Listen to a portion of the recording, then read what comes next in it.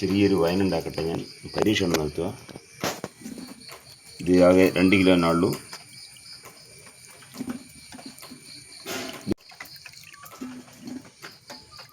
ഞാൻ മഞ്ഞപ്പൊടി ഇടുന്നതാണ് ഇത് കഴുകാൻ വേണ്ടി.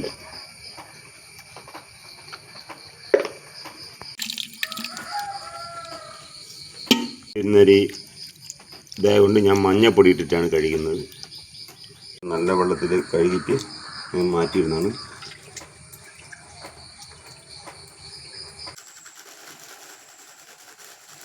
ഏലക്കായ്, ഗ്രാമ്പു, കറുകപ്പട്ട, ഈസ്റ്റ്.